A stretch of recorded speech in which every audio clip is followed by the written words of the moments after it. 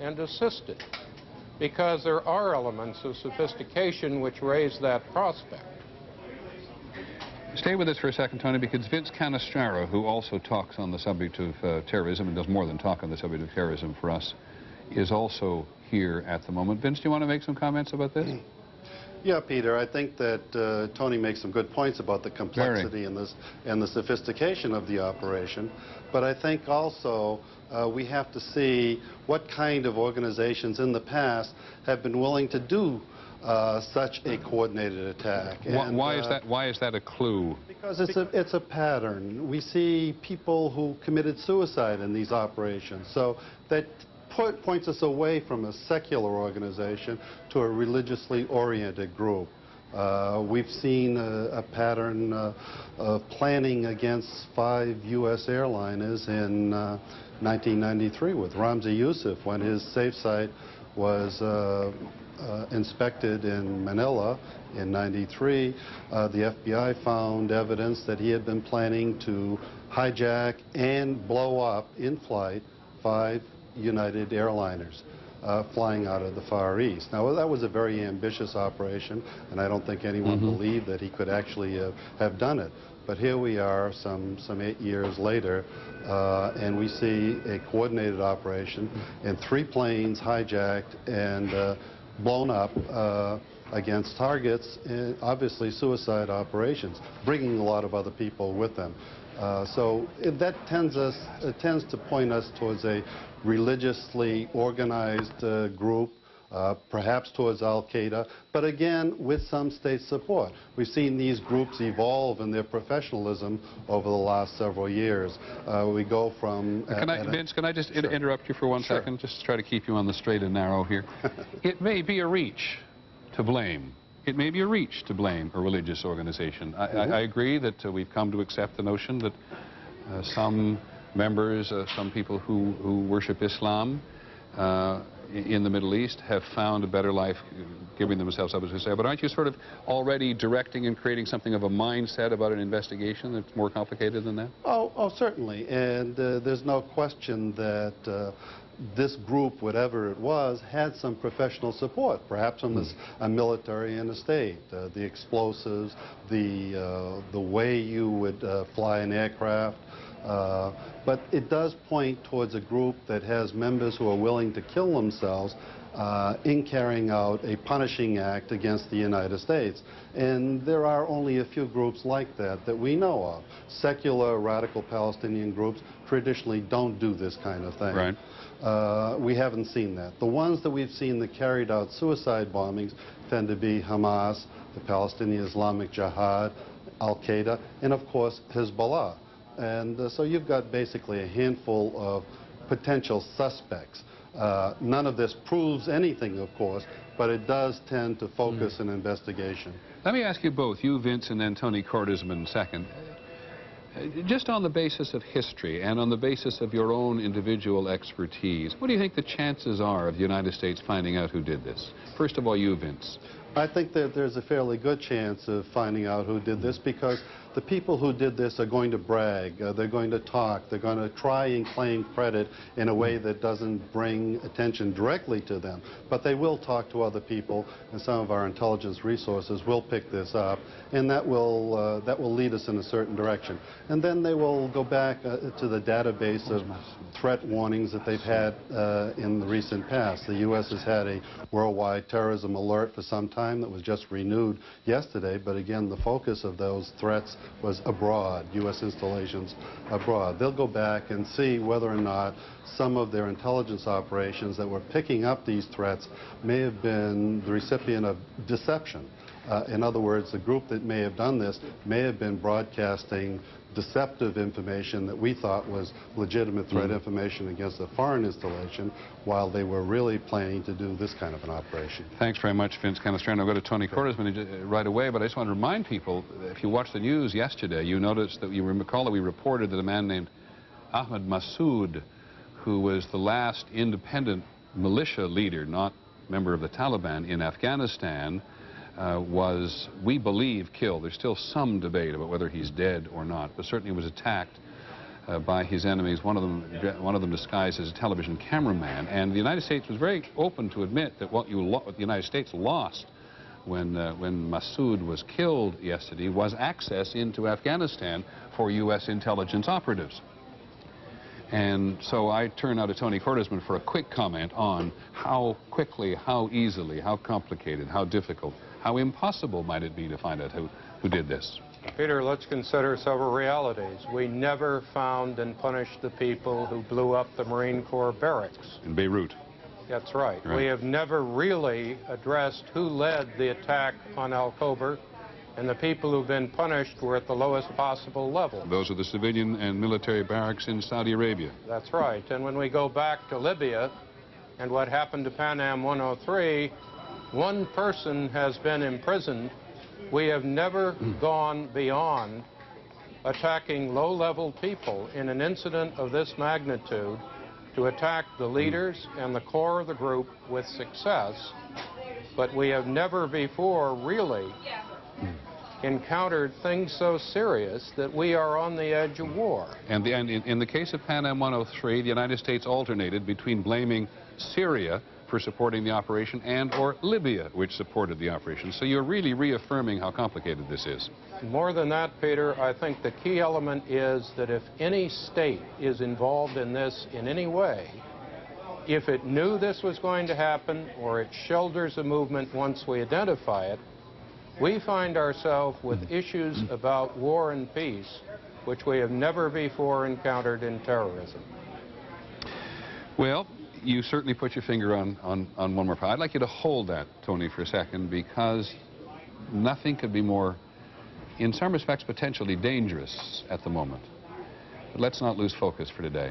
We'll come back to Tony Cordesman and talk about American reaction to the rest of this world. But in the meantime, we have a disaster here in New York City, which is a national disaster, and we have a disaster in Washington because there's been an attack on the nation's military establishment.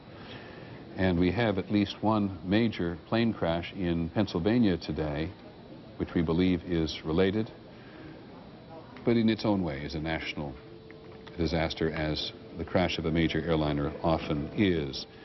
And I want to go to, before we get carried away by theory on terrorism, no offense to my colleagues, let's go back to Lower Manhattan, where Bob Jameson is with George Stephanopoulos. And Bob has been visiting hospitals in the last little while, and so I think the two of you together can bring us up to date on the scene. George, if I might, I'll start first because I've just returned from St. Vincent's Hospital, which, Peter, is a little more than a mile from the World Trade Center and is a principal destination today for those who were injured in this disaster. And as one measure of how large it is, by midday there were about 200 people, 18 of them critically injured, who were brought to St. Vincent's, which is about 20 more than were injured, than were brought to St. Vincent's after the World Trade Center bombing in 1993.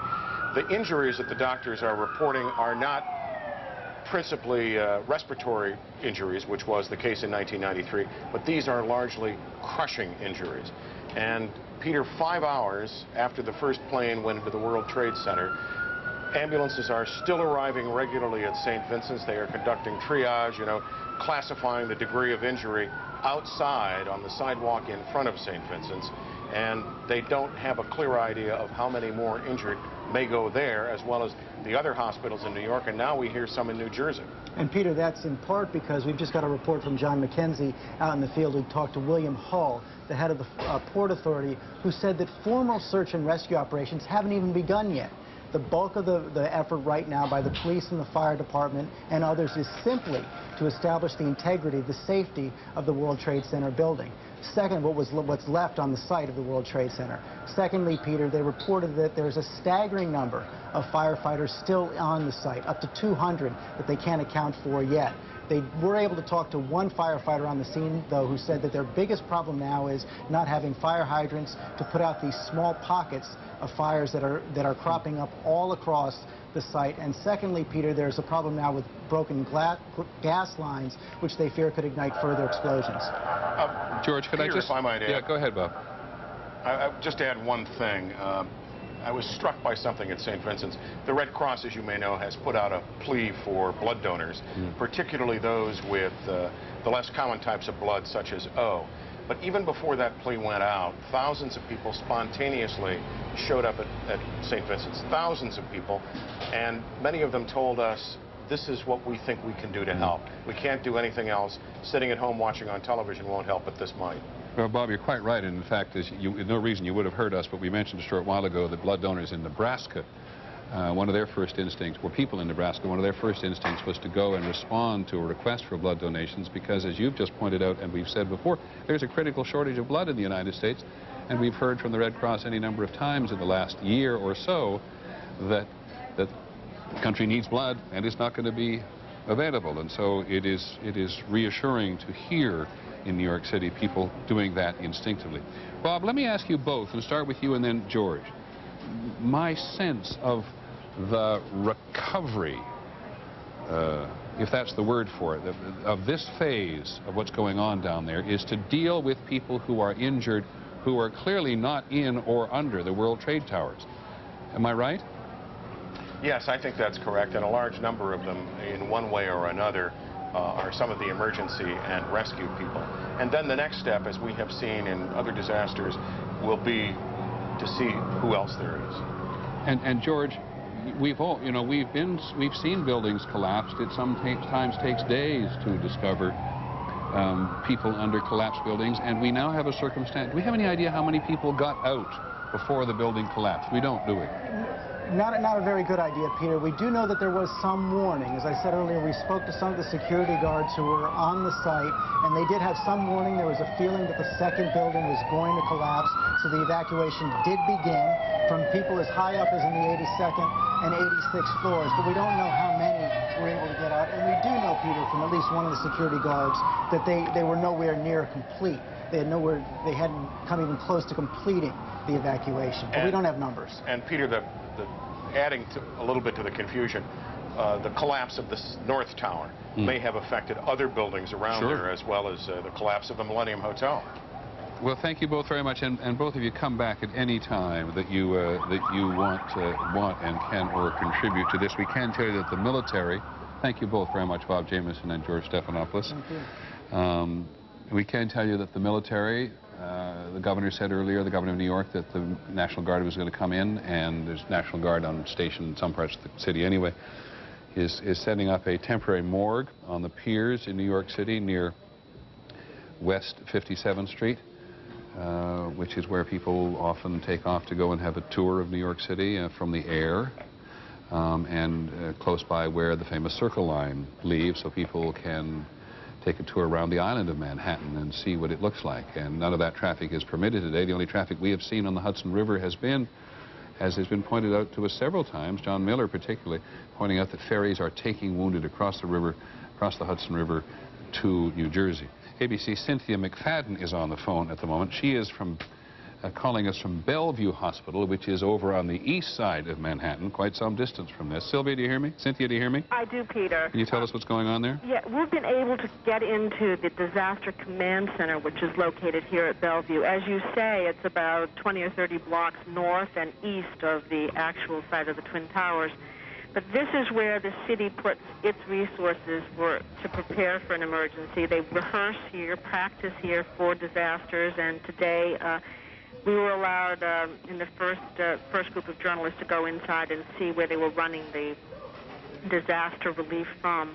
Let me paint a picture for you, if I might, of the room. It's about a 30 by 15 room, about 10 people crowded around a conference table, about 15 phone lines coming into the room. The mayor's office, emergency services, police and fire, all of those efforts being coordinated through this room. It was surprisingly calm, surprisingly quiet. It is located in the heart of the emergency room here at Bellevue Hospital, Peter, and the emergency room itself is busy. They've had about 140 to 150 people come through Bellevue so far. We've also had the opportunity to talk to the director of the hospital here and to the man who heads up the emergency room. I can tell you a little bit about the injuries if you'd like. Please do.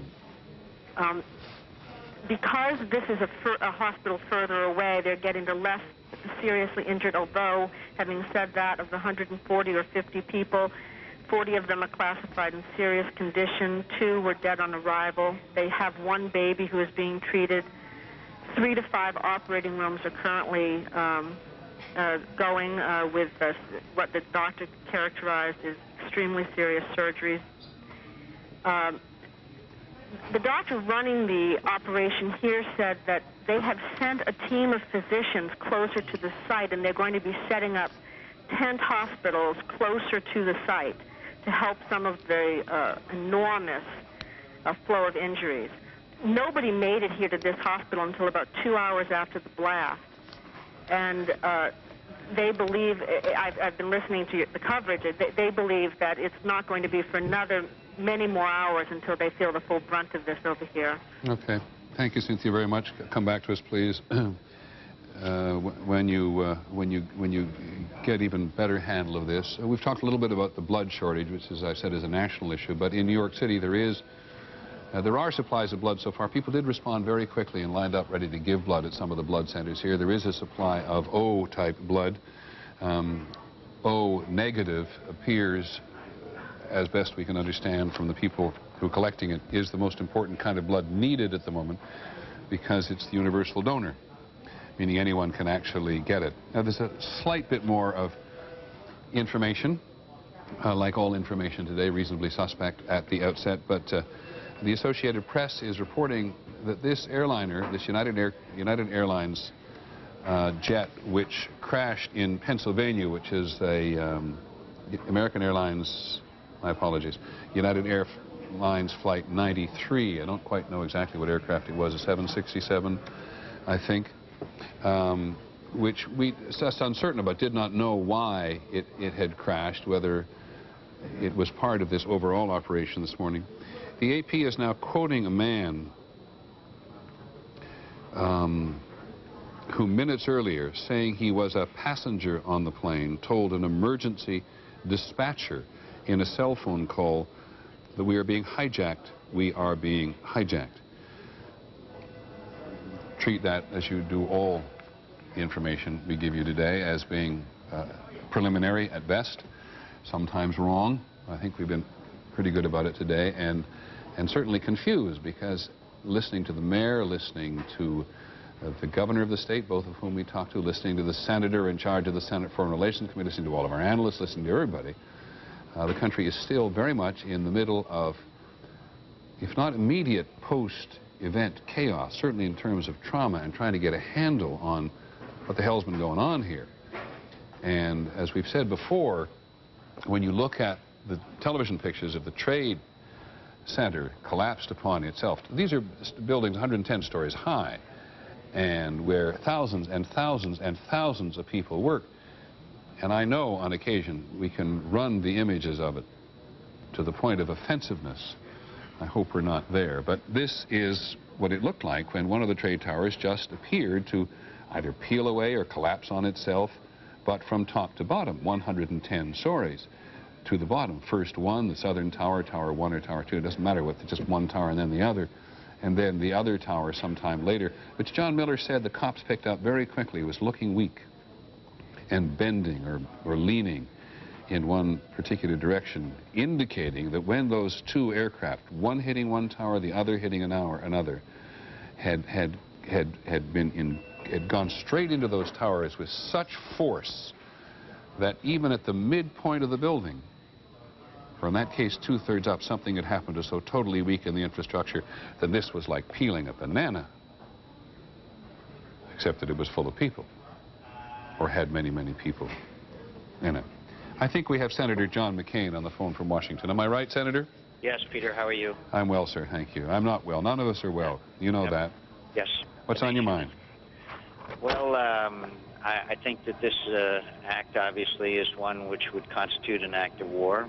I believe that the American people should remain calm and rally behind our president, and I'm confident that our military and our president will find out the perpetrators of this outrage, and we will not only punish those responsible, but ensure that something like this never happens again. And clearly we need to look at our intelligence capabilities.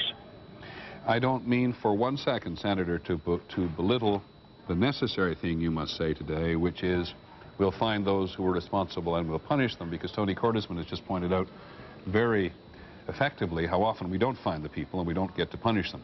But you say an act of war. Yes. Do you believe that if another country is somehow the patron of an individual or a group of individuals who has done this, we should go to war with that country? Absolutely, because they have committed atrocity on a scale that's unprecedented in history that I know of. Everybody's talking about a second Pearl Harbor. At least that was an attack on military targets, not on the civilian community.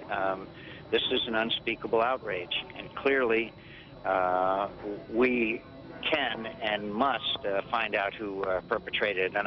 And Tony Cordesman and I have great respect for him, but I believe that we have the capability to find it out, and we need to improve our intelligence capabilities, particularly in the area of human intelligence. We have wonderful satellite capabilities and technical capabilities. In the late 70s and early 80s, we, for all intents and purposes, dismantled our human intelligence capability, which divines motives, and that's something technical intelligence cannot do. Well, I think those of us who cover intelligence in any way, Senator, know that human intelligence, or HUMINT as they call it in the trade, has been very difficult, particularly in places like Afghanistan. So just assume for a second, well, no, don't assume anything, but are you desperately frustrated at the moment in some respects because this was sort of, in many ways, this was bound to happen in some measure, and we may not be able to get at the perpetrators?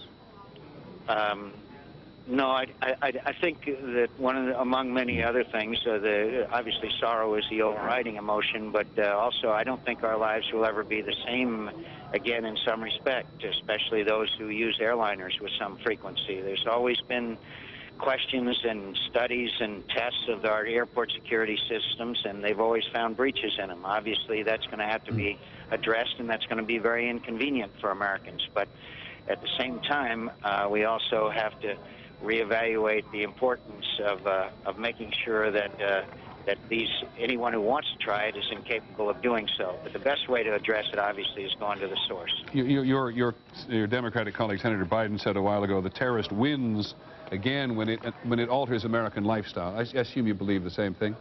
Oh, absolutely. Absolutely. And the things that have been inflicted on the American people is, I mean, it staggers the imagination. And yet I believe that the best thing that we can do as Americans is remain calm, rally behind the President of the United States, and know with confidence that we will take whatever steps are necessary to prevent this from happening again. I don't think that there's any reason for Americans to feel a sense of panic. Okay. Thank you, Senator McCain, very much indeed. Appreciate your time. Senator John McCain of Arizona, who knows a lot about violence, and many people in the country will think knows a lot about leadership as well. Former presidential candidate, often talking about doing it, or often considered to be doing it again. Claire Shipman is in Washington. Claire, where's Mr. Bush? Well, Peter, we have a little bit of news on that front. As you know, he is in the air again on his way somewhere from Shreveport, Louisiana. We have been told by sources that he will not be coming to Washington.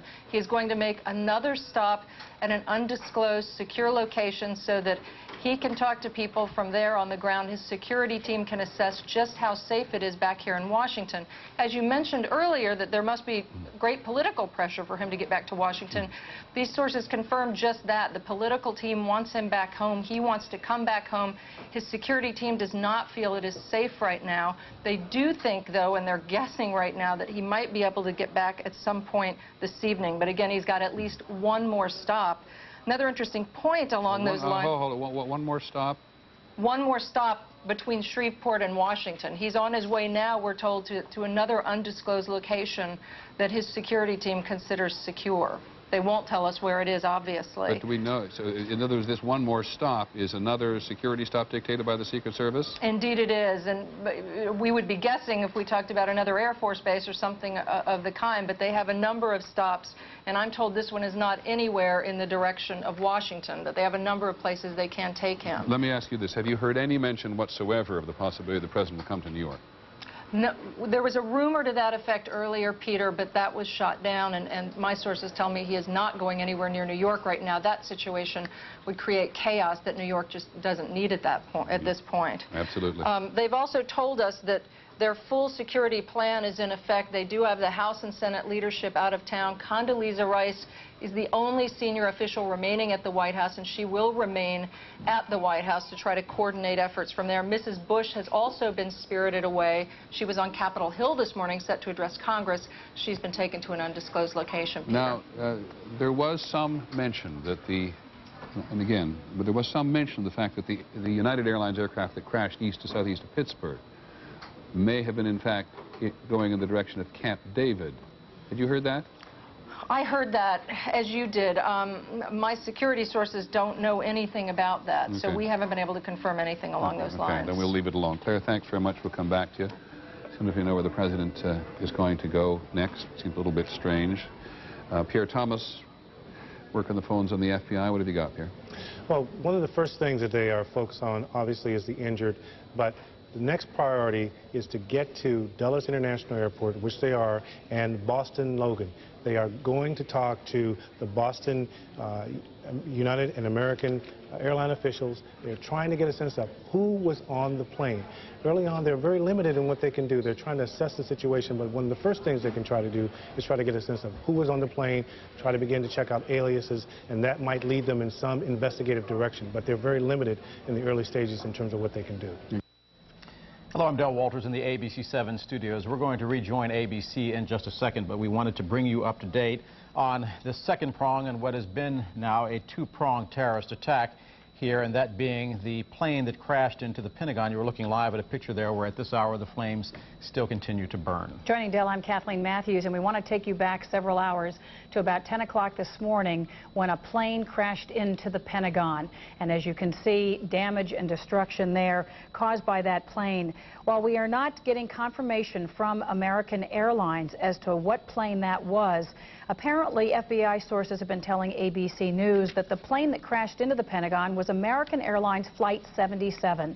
That was a Boeing 757 that actually took off from Dulles Airport and was en route to Los Angeles. Now, we understand that plane, the airlines are confirming that that plane was carrying 58 passengers, 4 flight attendants, and 2 pilots. Now, again, the airlines will not confirm where that airplane has crashed, but FBI sources have told ABC News that that American Airlines flight is the one that crashed into the Pentagon. We're going to update you on the injuries in a second, but first we want to bring you up to date on a phone number that we've been given by the Pentagon. If you are a Pentagon employee who evacuated the building, they want to hear from you. They're trying to get an accounting as to who may or may not be inside the building. The number that you can call is there on your screen. It is 1-877-663-6772. Again, that is the number for Pentagon employees, Pentagon personnel who may have evacuated the building this morning so that they can get an idea as just to how many people inside the Pentagon at this hour they still are searching for. It's been 4.5 hours since that plane crashed into the Pentagon, and the injury list is climbing. Here's the very latest. Virginia Hospital Center is reporting that they have received 30 injured people. Washington Hospital Center is reporting they have received 5 critical patients. A lot of these are burn victims. And George Washington Hospital is confirming that they have 2 from the Pentagon attack who are in their emergency room. Now, we understand that there are at least 75 people who've been injured who are still on the ground at the Pentagon, and because they cannot bring aircraft into that area to medevac them out, they're unable to fly them to local hospitals, and so they're setting up a triage unit there at the Pentagon to be able to treat those patients. And now on to the situation in the district. A little more than an hour ago at about 1:30 Eastern Time, D.C. Mayor Anthony Williams declared a state of emergency in the district. He said that if you don't have business in the city, please don't come. Emergency personnel are overwhelmed. Here's a little bit of what he said. We're declaring a state of emergency in order to put everyone on alert, in order to ensure that we have the highest level of preparedness. Obviously, if something were to happen, God forbid, and we pray that it won't, we will be fully prepared to then execute the necessary contingency plans. And to that extent, the mayor also promised that there will be live news conferences that will take place at 3 o'clock, 4 o'clock, and 5 o'clock. we will let you know the details of those news conferences. Well, emergency personnel have been dispatched to try to take control of the traffic situation, which has been mayhem in downtown Washington. As a result, a lot of buildings closing. And this is the latest situation out in Virginia. Route 50, 66, 29, and GW Parkway are now closed inbound. So any of those inbound routes are now closed. Medical personnel only allowed on those routes on the inbound roads. Medical personnel only allowed also on Canal Road, which is now one-way outbound. Rock Creek Parkway, all lanes northbound. In other words, they've reverted to a rush hour situation where all of the roads are now outbound to take people out of the city to try to bring control to that chaos downtown. Again, we are 4.5 hours into what has been a two-pronged terrorist attack, one taking place in New York, the other here in Washington. ABC is working with us. We are working with them to try and get you as much information as we possibly can. We're going to go back now to ABC's live coverage of the events that are unfolding. For the national tragedy that has occurred today, all Major League Baseball games for today have been canceled. The PGA Tour has canceled the beginning of tournaments on Thursday, and whether they will be further delayed is uncertain. Major League Soccer postponed all of the games it had scheduled for tomorrow night, and the National Football League says it is mulling over whether to postpone this weekend's schedule. Obviously, the effects of this are going to reverberate for many days, many weeks, many months. Yep. And so there are those kinds of cancellations being discussed. Okay, thanks, Charlie. Go ahead. Thanks. I just, as we want to go to try to bring it back together for people who, a lot of people have been not with us all day. The thousands and millions of people may have been glued to their televisions, impossible not to. But ABC's John Donovan has been following the events of the last few hours, and he has managed to put together, I suppose we could call it a chronology or a timeline, if you will. But here is some sense of what happened from the beginning.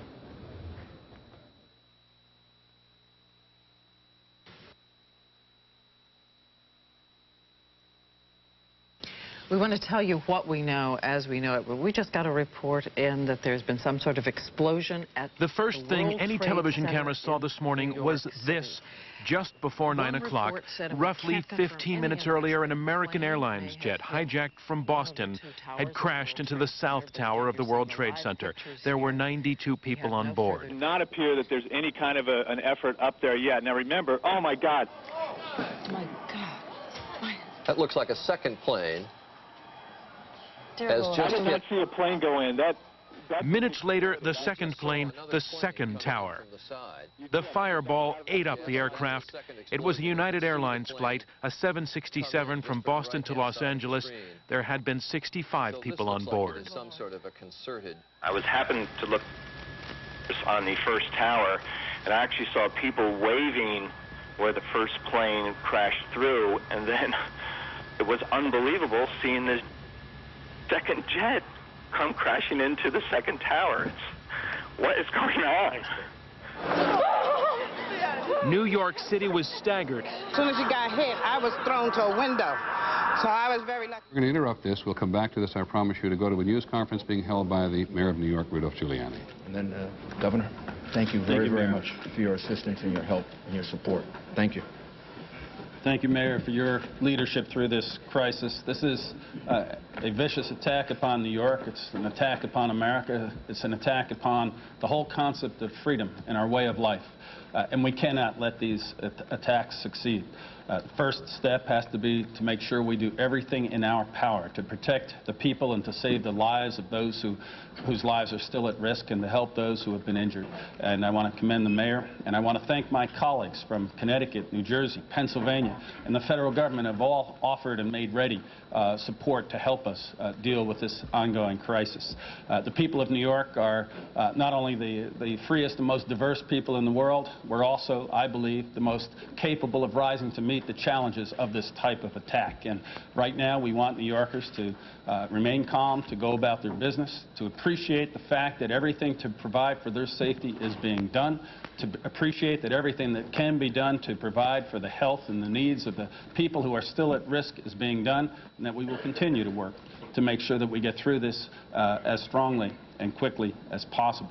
I want to thank the federal administration. Secretary Thompson has been on the phone with me a number of times, as well as the President, for what they are offering and prepared to do. And we're just confident that, while this is a horrible attack, and one that is despicable and really unthinkable in its magnitude. We will get through this, and we will continue to have a great and free country, state, and society. Do we know the number of casualties at this point, sir? I don't think we really want to speculate about that. The number of casualties will be more than any of us can bear ultimately. And I don't think we want to speculate on the number of casualties. The effort now has to be to save as many people as possible. And I don't think we will know the answer to that until sometime tomorrow or the next day. Were there large numbers of firefighters? There are a large number of firefighters and police officers who are in harm's way. And we don't know how many we've lost. But there's no doubt we've lost some firefighters and police officers. Do you know anything about the cause of the explosions that brought the two buildings down yet? Was it caused by the planes or by something else? We believe that it was caused by the after effects of the planes hitting the buildings. We don't know of an additional explosion after that. Could you tell us, do you expect any further attacks on New York? Is there anything to indicate that there could be more bombs, more planes out there? I know originally there was a report that 8 planes had been hijacked, 4 have only been accounted for. What about the remaining 4? And is there any possibility that there could be bombs on the ground planted by some... We have no specific information to that effect. Obviously, the city is now closed. The airspace around the city is closed. And we are on heightened alert. But we have no specific information suggesting any further attack. Can you tell us where the planes came from? Warships coming into the port of New York. I think to give the people of New York confidence, to show that the federal government is standing with us, and to just to make certain that nothing further happens. This has been a very, very difficult and traumatic day for the people of the United States and the people of the city.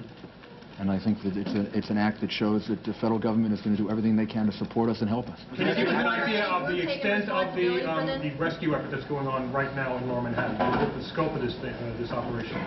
There are over 1,000 rescue workers, probably about 2,000 that are deployed, trying to get into the buildings, trying to find people, trying to search for people.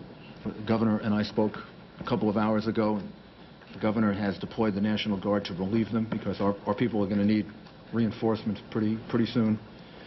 But right now they don't want to leave because they're searching for innocent citizens, and they're searching for some of their brothers and sisters. Are you finding survivors? Yes, we have some numbers that we can give you. We have 1,500 people at Liberty State Park who were evacuated, described as walking wounded. They were evacuated by ferry and other means. There are about 600 as of about 15 minutes ago in local hospitals that we account for, 600 people that are being treated in local hospitals. And there are 150 in particular that were critical, that were moved by EMS. New York City has 170 hospitals. So we have a lot of hospitals, and we're utilizing all of them. Probably the one that was the hardest hit was St. Vincent's Hospital. And I would like to just single them out and commend them, because as I was rushing down there, after the first plane hit, and before the second, they were already deploying people on the street. I could see the doctors and nurses outside getting ready to receive people. And that was before the second plane actually hit the World Trade Center. What was your experience down there? Also blood donations. We have several sites for blood donations.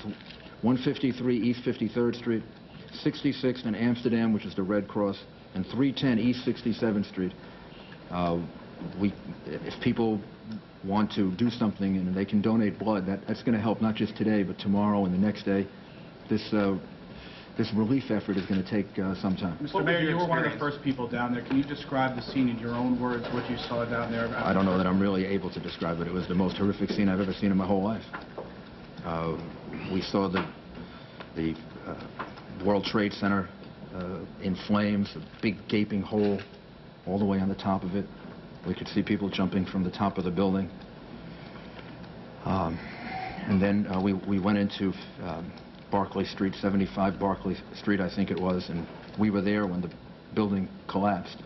And it collapsed in part on 75 Barclay Street. So we were trapped in the building for maybe 10 or 15 minutes, trying to get out different exits. And we finally went through a basement and came out 100 Park Place. Did you ever fear for your own safety, sir? Sure, yeah. What went through your mind? I don't think anything went through my mind other than making sure that we all remained calm and found an exit and just tried to figure out the most intelligent thing to do. Probably the same thing that went through the minds of 10,000 other New Yorkers who I could see on the streets, and I really have to commend them. If you really want to know what New Yorkers are all about, you just watch the way in which they handle themselves. They didn't panic. They moved deliberately. They moved swiftly. But they didn't hurt each other. They helped each other.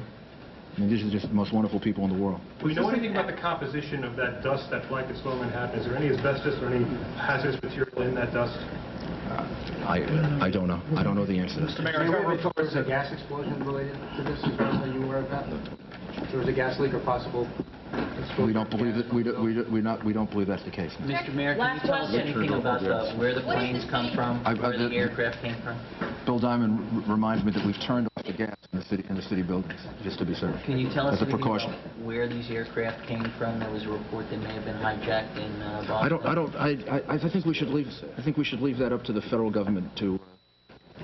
Yes, we do have some information, but I think we should leave that up to the federal government to release that information. Our focus is on the relief efforts. And Governor, what about security for the rest of the on the part of the United States for what happened here in this country, both in New York, Washington, and places? First step right now, Marcia, is to make sure we do everything to help those people who need our support, and whether they're injured or still trapped in buildings. The second thing is to make sure at the same time we're providing the maximum security against possible additional incidents.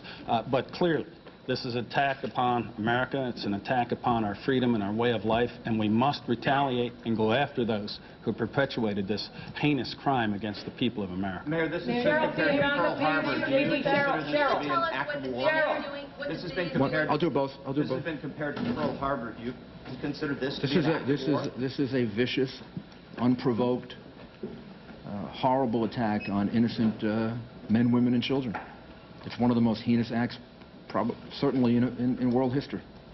And as the governor said, and I said to the president, we fully and completely support him in any action that he has to take.